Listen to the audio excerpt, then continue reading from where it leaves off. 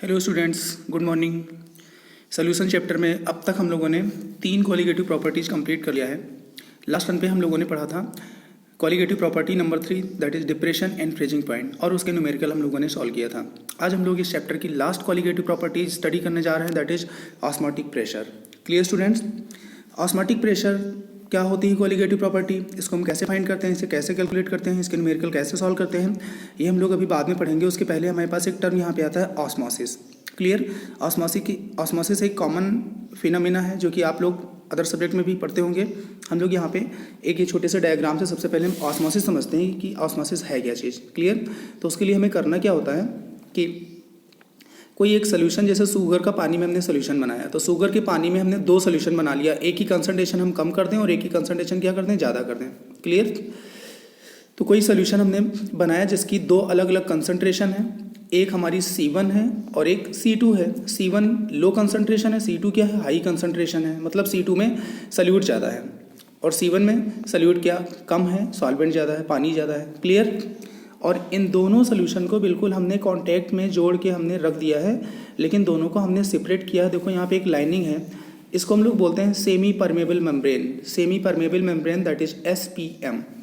तो 2 solution different concentration, उनको पास पास में कांटेक्ट में जोड़ के रखते हैं और सेमी परमेबल मेम्ब्रेन से हम लोग क्या करते हैं, दोनों को अलग करते हैं। ठीक है?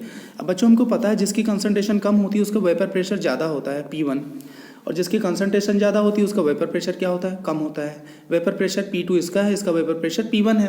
क्लियर? तो जिसकी कंसंट्रेशन कम है उसका वेपर प्रेशर ज़्यादा होता है, जिसकी कंसंट्रेशन ज़्यादा होती है उसका वेपर प्रेशर क्या होता है, कम होता है। क्लियर? अब यहाँ पे ऑस्मोसिस है क्या? ऑस्मोसिस एक फिनोमिना है। वो कौन सी फिनोमिना है? When 2 solutions of different concentrations are kept in contact and separated by semi permeable membrane. जो मैंने अभी बात बताई, 2 सोल्यूशन डिफरेंट कंसंट्रेशन के हों, पास पास रखे जाएं और अलग किया जाए उनको सेमी परमेबल मेम्ब्रेन से। सेमी परमेबल मेम्ब्रेन या पार्चमेंट मेम्ब्रेन या सिलोफेन बैग, ये सब आप यूज कर सकते हो। Clear? Semi permeable membrane, animal membrane भी हमारी सेमी परमेबल मेम्ब्रेन में ही आती है। Clear? Semi permeable membrane. Then solvent molecules migrate from low concentration to high concentration. Solvent के जो मॉलिक्यूल्स हैं, पार्टिकल्स हैं, वो मूव करते हैं, माइग्रेट करते हैं किधर से किधर, from low concentration to high concentration. और ये कब तक होगा? जब तक दोनों साइड की कंसंट्रेशन इक्वल ना हो जाए। क्लियर? तो लो कंसंट्रेशन से हाई कंसंट्रेशन की ओर सॉल्वेंट मॉलिक्यूल्स माइग्रेट करते हैं। इसी प्रोसेस को, इसी मेथड को, इसी फिनोमिना को हम लोग बोलते हैं osmosis. This phenomenon is known as osmosis. Clear? अब ये ऑस्मोटिक प्रेशर क्या है? ऑस्मोटिक प्रेशर हम देखो यहाँ पे समझते हैं। ठीक है? देखो यहाँ पे ये सॉल्वेंट मॉलिक्यूल्स हैं, ये सॉल्वेंट मॉलिक्यूल्स हैं, ये इधर से इधर जा रहे हैं, C1 से C2 जा रहे हैं, C1 से C2, C1 से C2 जा रहे हैं, C1 से C2 जा रहे हैं, इधर C1 से C2 जा रहे हैं सॉल्वेंट मॉलिक्यूल्स।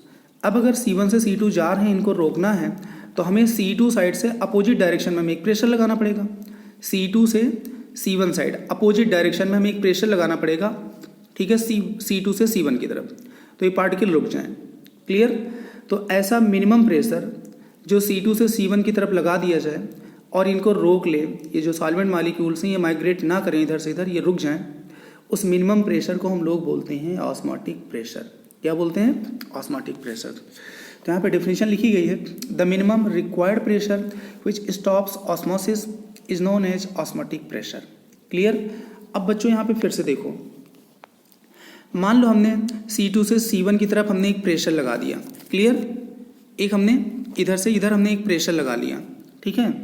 हमने इधर से इधर एक प्रेशर हमने लगा लिया, ये पार्टिकल रुक गए। लेकिन अगर प्रेशर हमने बढ़ा दिया, प्रेशर अगर हमने इधर से इधर ज़्यादा बढ़ा दिया, तो जब प्रेशर अगर हम ज़्यादा बढ़ाएंगे तो सॉल्वेंट मॉलिक्यूल्स C2 से C1 की तरफ माइग्रेट करेंगे, और C2 से C1 की तरफ जो माइग्रेट करते हैं तो उसको हम लोग बोलते हैं रिवर्स ऑस्मोसिस।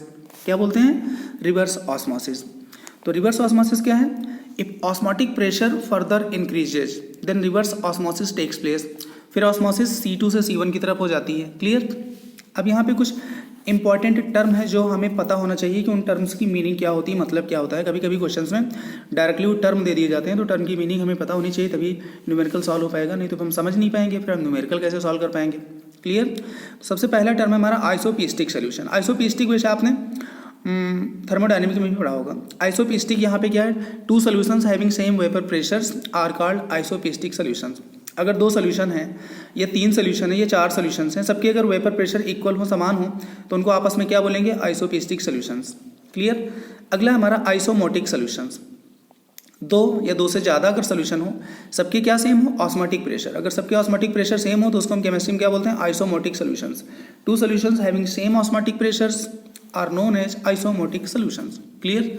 अगर क्वेश्चन में बोल दिया जाए कि 2 सोल्यूशन आइसोमोटिक हैं, तो आपका मतलब दोनों के ऑस्मोटिक प्रेशर सेम है, मतलब π1 इज इक्वल्स टू π2, क्योंकि पाई जो ऑस्मोटिक प्रेशर का सिंबल है। क्लियर। ऑस्मोटिक प्रेशर का जो सिंबल है वो पाई है, यहाँ पे हम लोग पाई लिख देते हैं। पाई ये ऑस्मोटिक प्रेशर का सिंबल है। क्लियर। पाई। अब इसके बाद यहाँ पे आइसोमोटिक के बाद एक टर्म आता है हमारा आइसोटोनिक सोल्यूशन। आइसोटोनिक सॉल्यूशंस, तो 2 सोल्यूशन या 2 से ज़्यादा भी सोल्यूशन हो सकते हैं। अगर उनकी कंसंट्रेशन सेम हो, बराबर हो, तो उनको आपस में हम लोग क्या बोलते हैं? Isotonic solutions. That is C1 is equals to C2। 2 solutions having same concentrations are known as isotonic solutions. Clear. अब यहाँ पे एक टर्म आता है हमारा हाइपरटोनिक सॉल्यूशन। हाइपर मीन्स होता है मोर, हाइपर का मतलब मोर होता है। मान लो 2 सोल्यूशन दिए गए हैं, एक A है और एक B है। अगर आपसे कहा जाए कि भाई जो A सोल्यूशन है इसकी कंसंट्रेशन B सोल्यूशन से ज़्यादा है, A की कंसंट्रेशन B की कंसंट्रेशन से क्या है? ज़्यादा है, तो A की कंसंट्रेशन ज़्यादा है तो A को हम लोग बोलेंगे hypertonic solution with respect to B। Clear. तो वही यहाँ पे दिया गया है, if any solution has more concentration then another solution. Clear. Then this solution is known as hypertonic solution. अगला है हाइपोटोनिक सोल्यूशन। हाइपो मीन्स होता है लो या कम। मान लो अब आपके पास 2 सोल्यूशन A और B हैं। अब A की कंसंट्रेशन कम है और B की ज़्यादा है, तो A को हम लोग हाइपोटोनिक बोलेंगे with respect to B। B के रिस्पेक्ट में A को हम क्या बोलेंगे? Hypotonic solution. तो if any solution has less concentration then another solution, then this solution is known as hypotonic solution with respect to another solution। Clear.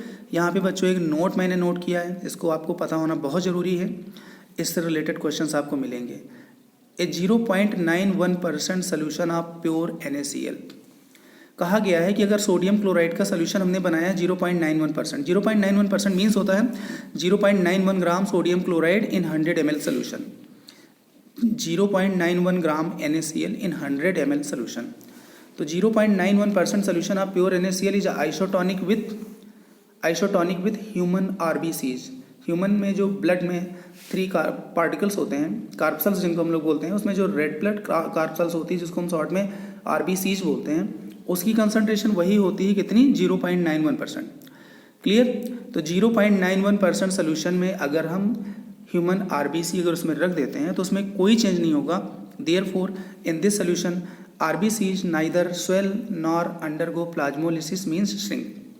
तो अगर 0.91% solution NaCl का सोल्यूशन है, उसमें ह्यूमन RBC हम रख देंगे तो ऑस्मोसिस नहीं होगी, क्योंकि दोनों की कंसंट्रेशन क्या है? बराबर है।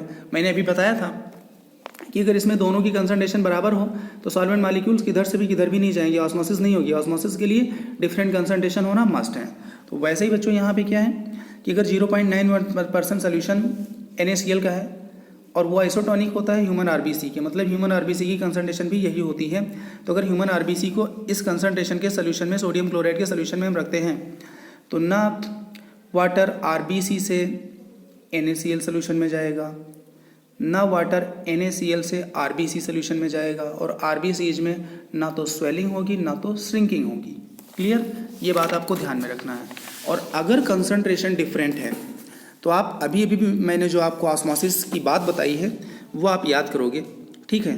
अगर RBC की कंसंट्रेशन ज़्यादा है और बाहर NaCl सोल्यूशन की कंसंट्रेशन कम है, तब तो NaCl सोल्यूशन से वाटर RBC में जाएगा और RBC क्या होगी? स्वेल करेगी। क्या करेगी? स्वेल करेगी। अगर RBC की कंसंट्रेशन कम है और RBC को ऐसे सोडियम क्लोराइड सोल्यूशन में हमने रखा है जो 0.91% से ज़्यादा है, मतलब वो सोल्यूशन कंसंट्रेट है, उस केस में वाटर मॉलिक्यूल RBCs से सोडियम क्लोराइड सोल्यूशन में जाएंगे और उस केस में जो हमारी RBCs वो श्रिंक कर जाएगी, सिकुड़ जाएगी। क्लियर। तो ये बातें आपको पता होना चाहिए। ऐसे क्वेश्चन पूछे जाते हैं।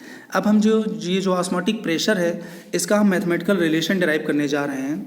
तो according to Boyle's and van't Hoff, Boyle's और वान हाफ ने बताया था कि जो ऑस्मोटिक प्रेशर पाई होता है वो सोल्यूशन की कंसंट्रेशन के डायरेक्टली प्रोपोर्शनल टू होता है when the temperature is constant. Clear, this is the equation number 1। And according to Charles and van't Hoff, the osmotic pressure pi directly proportional to absolute temperature when the pressure is constant. Equation number 2.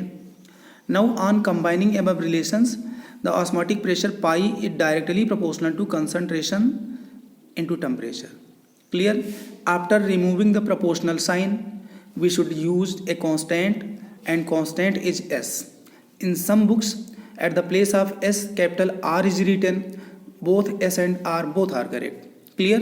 Because the value of S is 0.0821 liter atmosphere per mole Kelvin and S is equals to 0.0831 litre बार पर मोल kelvin. अगर हमें osmotic pressure atmosphere में find करना है तो S की हम ये वैल्यू पुट करेंगे, और ऑस्मोटिक प्रेशर अगर हमें बार में फाइंड करना है तो हम S की वैल्यू ये पुट करेंगे। क्लियर? तो जनरली हम लोग सोल्यूशन की बात करते हैं, सोल्यूशन की स्टडी कर रहे हैं, तो इसलिए एस ले लिया हमने, अल्फ़ाबेट सोल्यूशन से ले लिया अल्फ़ाबेट एस, सोल्यूशन कांस्टेंट बोल देते हैं। लेकिन आर लिखो या एस लिखो कुछ भी नहीं है, कोई दिक्कत नहीं है, वैल्यू दोनों की क्या है, सेम है। तो pi is equals to S C T, इसको थोड़ा सिस्टम से लिख लें, pi is equals to C S T हम लोग लिख लेते हैं, सी एस टी। क्लियर?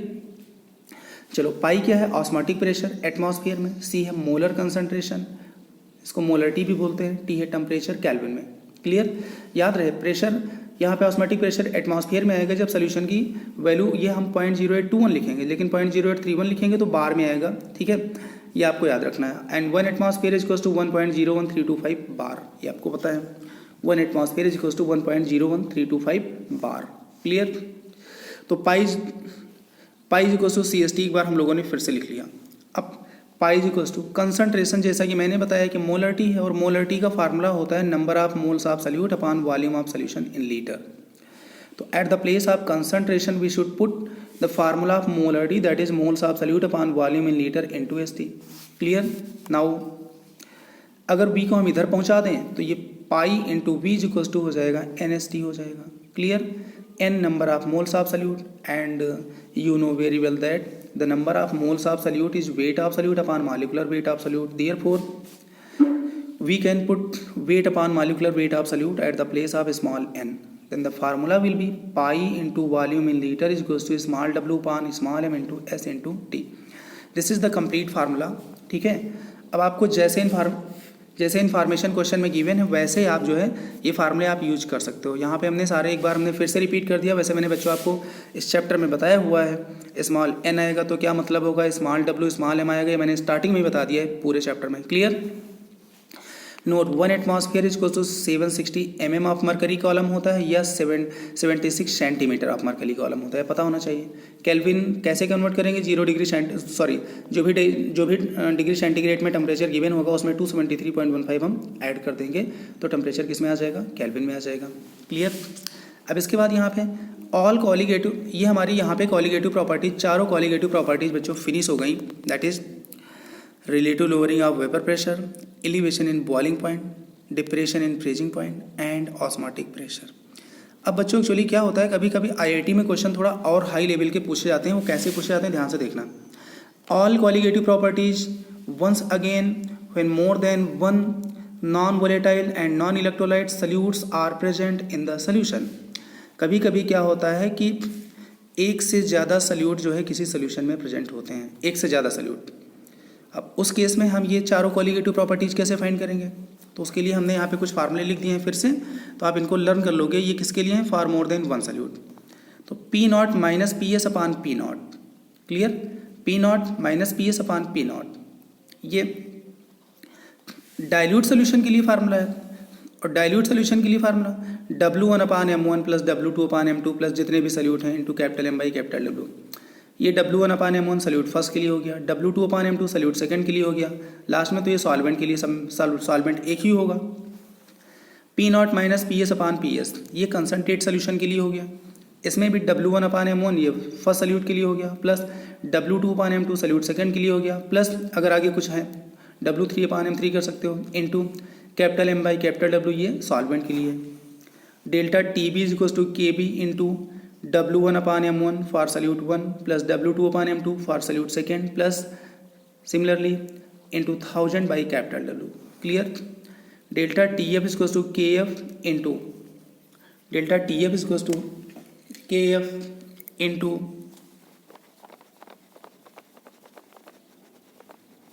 जैसे हम लोगों ने भी लिखा हुआ है delta TF is equals to KF into W1/m1 for solute 1 W2/m2 for solute second plus अगर आगे भी सल्यूट है इनटू लास्ट में 1000/कैपिटल W कर दोगे।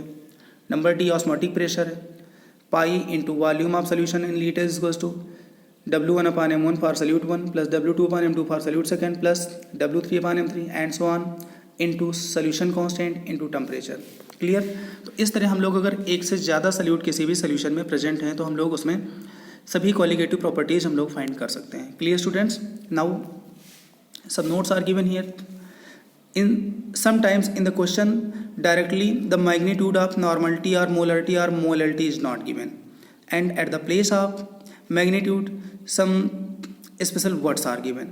Therefore you should understand the meaning of that words. Clear? Like decimolar, a solution is decimolar. Decimolar means molarity 1/10. 1/10 you can write 0.1 molar. Centimolar means molarity 1/100. 1/100 you can write 0.01 molar. Clear? Semimolar means molarity 1/2. 1/2 means half. Semi is also known as hemi. Semi and hemi both means same, that is molarity 1/2. Clear? If deci normal then the normality 1/10. If centi normal then the normality 1/100. If semi normal then the normality 1/2. Clear student? तो इस तरह हम लोग जो है ये कुछ फार्मूले हम लोग लर्न कर लेंगे और क्वेश्चन हम लोग सॉल्व कर लेंगे। इसके बाद आगे का बच्चों अपना टॉपिक है कुछ हम लोग यहाँ पे प्रॉब्लम हम लोग देख लेते हैं, प्रॉब्लम सॉल्व कर लेते हैं। ठीक है? प्रॉब्लम अगली जो पहली प्रॉब्लम स्टार्ट होने जा रही है बच्चों ये है प्रॉब्लम नंबर 1।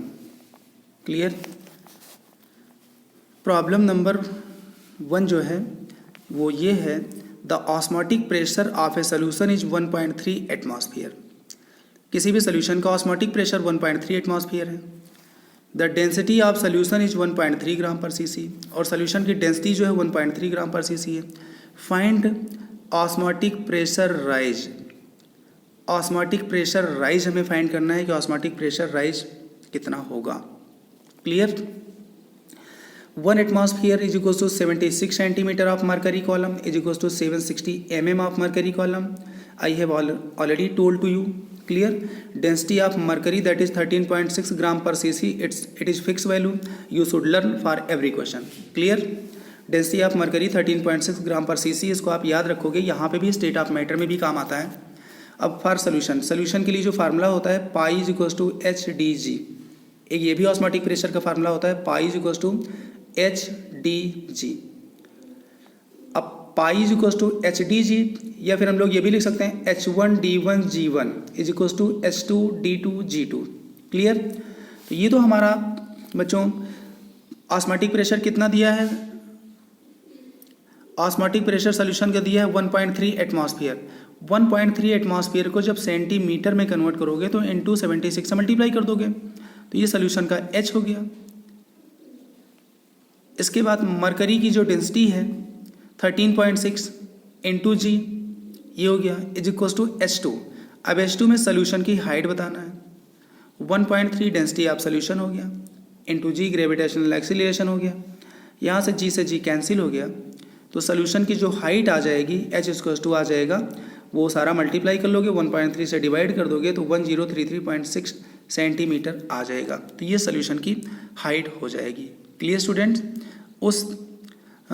उस ऑस्मोटिक प्रेशर पर सोल्यूशन की ये हाइट होगी। क्लियर? अगला question problem number next. 2 solutions of glucose haves osmotic pressures 1.5 and 2.5 atmosphere respectively. 1 liter of first solution is mixed with 2 liter of second solution. The osmotic pressure of the resultant solution will be. ठीक है, दो solution मिलाए गए, मिलने के बाद अपना resultant solution बना, उसका हमें ऑस्मोटिक प्रेशर आपको बताना है। तो सीधा सीधा फार्मूला हम लोग जनरल फार्मूला लगा देंगे, पाई 1 V1 प्लस पाई 2 V2, ये फर्स्ट सोल्यूशन के लिए, ये सेकंड सोल्यूशन के लिए, इज इक्वल्स टू ये रिजल्टेंट सोल्यूशन के लिए पाई इंटू वी के प्लेस पे क्या लिखेंगे, V1 प्लस V2 लिख देंगे। पाई 1 हमारा 1.5 है, वॉल्यूम 1 लीटर है, पाई 2 2.5 है, वॉल्यूम 2 लीटर है, is equals to pi of solution है, वॉल्यूम कितना हो गया 2.5 प्लस 1.5, सॉरी वॉल्यूम कितना हो गया 3 लीटर हो गया। क्लियर, 2 लीटर प्लस 1 लीटर कितना हो गया 3 लीटर हो गया। यहाँ से पाई ऑफ सोल्यूशन हम लोग फाइंड कर लेंगे 6.5/3 दैट इज 2.16 एटमॉस्फेयर, ये सोल्यूशन का ऑस्मोटिक प्रेशर आ गया। Clear students. Question number next है, 18 gram glucose and 6 gram urea are dissolve in 1 litre aqua solution at 27 degree centigrade. इसका मतलब ये हुआ कि 1 लीटर हमारे पास एक्वा सोल्यूशन है और 1 लीटर एक्वा सोल्यूशन में 18 ग्राम ग्लूकोज प्रेजेंट है और 6 ग्राम यूरिया प्रेजेंट है, टेम्परेचर 27 डिग्री सेंटीग्रेड है। The osmotic pressure of solution will be, उस सोल्यूशन का आपको ऑस्मोटिक प्रेशर फाइंड करना है, तो आराम से फाइंड कर लोगे। अभी भी मैंने फार्मूला बताया था, अगर एक से ज़्यादा सोल्यूट प्रेजेंट है तो pi into V is equals to W1/m1 plus W2/m2 into ST, pi into volume solution 1 litre is equals to, ये पहला हमारा ग्लूकोज के लिए हो गया, सेकंड यूरिया के लिए हो गया, ग्लूकोज का वेट अपान ग्लूकोज का मॉलिक्यूलर वेट, यूरिया का वेट अपान यूरिया का molecular weight into solution constant into temperature, temperature 27 degree centigrade का केल्विन में टेम्परेचर कितना होगा 300 हो जाएगा। After solving the value will come 4.926 atmosphere, this is the osmotic pressure of resulting solution. Clear students. Now another question is, another problem is the osmotic pressure of decimolar solution of urea at 27 degree centigrade is। एक urea का solution है, डेसीमोलर है और उसका temperature 27 degree centigrade है, उसका आपको osmotic pressure बताना है। तो ऑस्मोटिक प्रेशर का formula pi is equals to CST। अब आपको बच्चों इतने सारे मैंने जो फार्मूले बताए गए हैं उसमें क्वेश्चंस में जितनी इन्फॉर्मेशन गिवन है उतनी इन्फॉर्मेशन के बेस पे आप अपना फार्मूला सेलेक्ट कर लोगे कि हम अपना कौन सा फार्मूला यूज़ करेंगे यहाँ पे। क्लियर, वो आप तभी सेलेक्ट कर पाओगे जब आपको पूरे फार्मूले लर्न है। तो पहला काम क्या करोगे, आप पूरे चैप्टर के एक बार फार्मूले आप लर्न करोगे हर कॉलिगेटिव प्रॉपर्टी के। यहाँ पे pi equals to C into ST, concentration molarity decimolar, decimolar का मतलब 1/10, सोल्यूशन कांस्टेंट और टेम्परेचर, आंसर आ गया 2.49 atmosphere. Clear. Now question number next, a 3% solution of glucose is isotonic with 1% solution of non-volatile non-electrolyte solute. The molecular weight of solute will be। आपसे कहा गया है कि एक 3% सोल्यूशन ग्लूकोज का है और एक दूसरा हमारा 1% सोल्यूशन किसका है, कोई दूसरा कोई सोल्यूट है, और दोनों क्या है आइसोटोनिक है। आइसोटोनिक का मतलब दोनों की कंसंट्रेशन क्या है, बराबर है, इक्वल है, that is C1 is to C2। और वो जो हमारा इलेक्ट्रोलाइट है उसका हमें क्या फाइंड करना है, मॉलिक्यूलर वेट फाइंड करना है। बहुत ईजी है। पहली बात तो 3% का मतलब ये होता है 3 gram glucose present in 100 ml solution, 1% का मतलब 1 gram solute present in 100 ml solution. तो अगर इसका मास 3 ग्राम मानोगे तो volume of solution 100 ml consider करना पड़ेगा, इसको 1 ग्राम मानोगे तो इसका भी वॉल्यूम 100 ml कंसीडर करना पड़ेगा। ठीक है। अब C1 is to C2 for isotonic, तो ये ग्लूकोज के लिए हो गया, ये सोल्यूट के लिए हो गया। अब ठीक है, C1 का मतलब मोलरिटी होता है, मोलरिटी का मतलब weight of solute upon molecular weight of solute into 1000 upon volume in ml। इसमें भी weight of solute upon molecular weight of solute into 1000 upon volume in ml। 100 ml में 3 ग्राम प्रेजेंट है। ठीक है, 100 ml में 3 ग्राम प्रेजेंट है, 3 ले लिया, उसका मॉलिक्यूलर वेट 180 हो गया। इधर ये 100 ml में कितना प्रेजेंट है, 1 ग्राम प्रेजेंट है, तो 1 ले लिया, 1 अपान मॉलिक्यूलर वेट ले लिया। ठीक है, और हम सबको बताया कि नीचे अगर वॉल्यूम ml में है तो ऊपर 1000 होता है। क्लियर, दोनों साइड, तो ये दोनों साइड फैक्टर क्या हो गया, कैंसिल हो गए।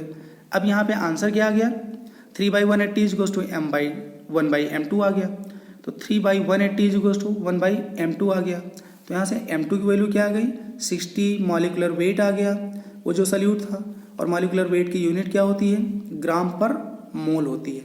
क्लियर, ग्राम पर मोल होती है। तो ये बच्चों अपना क्वेश्चन सॉल्व हो गया। अगला जो है इसके बाद अपना टॉपिक आता है, वो ये आता है abnormal behaviour of colligative properties. Clear. अब ये abnormal behaviour of colligative properties क्या होती हैं, ये एक्चुअली जब कोई भी हम ऐसा सल्यूट ले लें जो इलेक्ट्रोलाइट हो, जो कैटायन और एनायन से मिलकर बना हो, NaCl, MgCl2, HCl, H2SO4, acetic acid, benzoic acid, potassium ferrocyanide, potassium ferricyanide, ETC, ये जब हम अगर इलेक्ट्रोलाइट ले लेते हैं तो इलेक्ट्रोलाइट को जब हम सॉल्वेंट में मिलाते हैं सोल्यूशन बनाने के लिए तो या तो ब्रेक हो जाता है, डिसोसिएट हो जाता है, और या कई सारे पार्टिकल मिलके कंबाइंड हो जाते हैं, दैट इज एसोसिएट हो जाता है। तो कहने का मतलब वहाँ पे जितने भी पार्टिकल्स हमने लिए हैं उतने पार्टिकल्स नहीं रह जाते हैं, या तो इंक्रीज हो जाते हैं या तो डिक्रीज हो जाते हैं। और कॉलिगेटिव प्रॉपर्टीज़ हमारी number of particles dependent quantity, आपको मैंने स्टार्टिंग में ही बताया था। तो जब पार्टिकल चेंज हो जाते हैं तो कॉलिगेटिव प्रॉपर्टीज़ भी क्या हो जाती हैं, चेंज हो जाती हैं, और इसी को हम लोग बोलते हैं यहाँ पे abnormal behaviour of colligative properties. Clear? तो यहाँ पे आपको नोट करना है, when the solute is electrolyte then either it dissociates और associates when dissolves in solvent so that the number of particles are changes, particle change हो जाते हैं, by which all colligative properties are change, सभी colligative properties change हो जाती हैं, हर चारों। This is known as abnormal behaviour of colligative properties, और इसी प्रोसेस को हम लोग बोलते हैं abnormal behaviour of colligative properties. अब हम ये जो एबनॉर्मल बिहेवियर इसको हम फाइंड कैसे करते हैं? To calculate this abnormality van't Hoff has introduced a factor small i known as van't Hoff factor. इन्होंने जो वन टॉप ने एक फैक्टर स्मॉल आई जो है फार्मूलों में यूज किया है, उस फैक्टर को हम लोग बोलते हैं वन टॉप फैक्टर, और वो क्या करता है, ये एबनॉर्मलिटी को फाइंड करता है। क्लियर? उससे हम ये करेक्ट वैल्यू हम फाइंड कर लेते हैं, कॉलिगेटिव प्रॉपर्टीज़ की करेक्ट वैल्यू क्या होगी। क्लियर? अब वन टॉप फैक्टर हम फाइंड कैसे करते हैं, आई। तो आई का एक तो फार्मूला होता है observed colligative property upon calculated colligative property. Observed का मतलब जो हमें एक्सपेरिमेंट के बाद ऑब्टेन हुई है, एसोसिएशन या डिसोसिएशन के बाद जो ऑब्टेन हुई है। कैलकुलेटेड का मतलब स्टार्टिंग जो हमारे पास इनिशियल वैल्यू है। ये observed colligative property upon calculated colligative property, इसको हम शॉर्ट में लिख लेते हैं बच्चों OCP upon CCP, observed colligative property upon calculated colligative property. इसका दूसरा फार्मूला एक और भी होता है, calculated molecular weight upon observed molecular weight. Calculated molecular weight of solute का मतलब जो उसके मॉलिक्यूलर फार्मूला से हम कैलकुलेट करते हैं। जैसे एसिटिक एसिड है तो एसिटिक एसिड का हम लोग जो है 60 फाइंड करते हैं। क्लियर? NaCl का 58.5 हम फाइंड करते हैं, सोडियम कार्बोनेट का 106 फाइंड करते हैं, H2SO4 का 98 फाइंड करते हैं, HCl का 36.5 फाइंड करते हैं। Clear? That is calculated molecular weight. Observed molecular weight क्या होता है? वो जो डिसोसिएशन या एसोसिएशन के बाद ऑब्टेन्ड होता है, वो या तो क्वेश्चन में गिवन होगा या उसके लिए कोई इन्फॉर्मेशन आपको गिवन होगी। ठीक, इसको शॉर्ट में लिख सकते हैं calculated molecular weight upon observed molecular weight. Clear? तो आई का फार्मूला हो गया observed colligative property upon calculated colligative property, या इसका दूसरा formula calculated molecular weight upon observed molecular weight. ठीक, ध्यान रखना, प्रॉपर्टीज के केस में ऑब्जर्व्ड ऊपर है, कैलकुलेटेड नीचे है, और मॉलिक्यूलर वेट के केस में कैलकुलेटेड ऊपर है, ऑब्जर्व्ड नीचे। ये दोनों आपको याद रखना है। अब इसके बाद दो प्रोसेस यहाँ पे हो सकती हैं। अगर इलेक्ट्रोलाइट हमारा सल्यूट है, या तो डिसोसिएशन हो सकता है या तो एसोसिएशन हो सकता है। तो सबसे पहले हम डिसोसिएशन के केस में देख लेते हैं। Due to dissociation, when solute dissociates then the number of particles increases by which all colligative properties increases but freezing point and vapour pressure decreases. अगर हमारा सल्यूट डिसोसिएट हो जाता है, सॉल्वेंट में टूट जाता है, ब्रेक हो जाता है, तो नंबर ऑफ पार्टिकल्स वहाँ पे बढ़ जाते हैं, और नंबर ऑफ पार्टिकल्स बढ़ेंगे तो कॉलिगेटिव प्रॉपर्टीज़ भी बढ़ जाती हैं। लेकिन यहाँ पे फ्रीजिंग पॉइंट और वेपर प्रेशर जो होता है ये कम होता है, ये याद रखना है। डिग्री ऑफ डिसोसिएशन, जिसको हम अल्फ़ा से डिनोट करते हैं, ये अल्फ़ा है क्या? Alpha is that fraction which dissociates from one. Clear? Alpha एक पार्टिकल से जितना पार्टिकल डिसोसिएट होता है उसको हम लोग बोलते हैं अल्फ़ा। कैलकुलेट कैसे करते हैं? Alpha is equals to dissociated moles upon total number of moles taken. Clear? जितने मोल डिसोसिएशन के बाद हमें मिले हैं अपॉन टोटल मोल्स टेकन, कितने मोल हमने स्टार्टिंग में लिया था। इसको हम एक जनरल रिएक्शन से हम लोग कैलकुलेट करते हैं। मान लो हमारे पास कोई सब्सटेंस AN था, इसका डिसोसिएशन हो गया, डिसोसिएशन होने से A के जो है कितने पार्टिकल बन गए? N पार्टिकल बन गए। पहले कितने पार्टिकल थे? 1, अब N हो गए। ठीक, ऊपर रिएक्टिंग पार्ट अल्फा हो गया, ऊपर रिएक्टिंग पार्ट N अल्फा हो गया। क्लियर? केमिकल इक्विलिब्रियम में आपको सारी चीज़ें बताई गई हैं। T is equals to 0। Initial हमारे पास इसके 1 पार्टिकल थे, उस समय इसके 0 थे क्योंकि प्रोडक्ट नहीं बना था। T is equals to some time T के बाद इक्विलिब्रियम में इसमें से अल्फ़ा पार्ट अगर प्रोडक्ट में कन्वर्ट हो गया तो यहाँ पे लेफ्ट कितना होगा 1 माइनस अल्फ़ा, इसमें जीरो था और एन अल्फ़ा फॉर्म हो गया तो zero plus N alpha equilibrium में हो गया।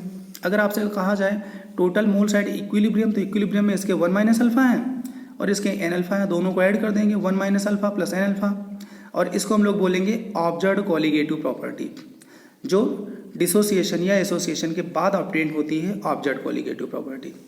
और ये जो 1 है ये हमारी कैलकुलेटेड कॉलिगेटिव प्रॉपर्टी स्टार्टिंग की है, इनिशियल है। अब इसके बाद ये जो 1 minus alpha plus N alpha है, एक बार हम यहाँ पे वैल्यू पुट करते हैं, I is equals to observed colligative property upon calculated colligative property. Observed colligative property क्या है 1 minus alpha plus N alpha, calculated क्या है 1 है। इसमें प्लस वैल्यू पहले लिख देते हैं, माइनस बाद में लिख देते हैं। यहाँ पे हमने प्लस को पहले लिखा, माइनस को बाद में। I is equals to 1 plus N alpha minus alpha upon 1। ये एन अल्फ़ा और माइनस अल्फ़ा में अल्फ़ा कॉमन हमने ले लिया तो क्या बचेगा 1 plus alpha in bracket N minus 1 upon 1। यहाँ से अगर 1 को हम इधर पहुँचा दोगे तो माइनस में हो जाएगा। I minus 1 is equals to alpha in bracket N minus 1। यहाँ से अल्फ़ा इज इक्वल्स टू क्या हो जाएगा I minus 1 upon N minus 1। I minus 1 upon N minus 1। Alpha क्या है डिग्री ऑफ डिसोसिएशन। क्या चीज़ है डिग्री ऑफ डिसोसिएशन। ठीक है, alpha is degree of dissociation, जो कि 1 से जितना पार्ट हमें मिलता है डिसोसिएट होता है। तो अगर परसेंटेज आपसे अल्फ़ा पूछा जाए तो यहाँ पे जो अल्फ़ा की वैल्यू आएगी उसमें आप 100 से मल्टीप्लाई कर दोगे, वो परसेंटेज अल्फ़ा आ जाएगा, परसेंटेज डिसोसिएशन हो जाएगा। यहाँ पे जो n की वैल्यू है, n क्या है number of moles of products obtain from 1 mole reactant. Clear, 1 mole reactant से जितने मोल प्रोडक्ट ऑब्टेन होते हैं वो क्या है n की वैल्यू। क्लियर, वो n की वैल्यू है। तो अब बच्चों ये हमारा due to dissociation part complete हो गया। इसके बाद ड्यू टू एसोसिएशन बच्चों ये हम नेक्स्ट वीडियो लेक्चर में पढ़ेंगे। आप इतना पहले तैयार कर लो और इसमें जो भी डाउट है वो आप हमसे पूछ लो। ठीक है, थैंक यू, वेरी गुड।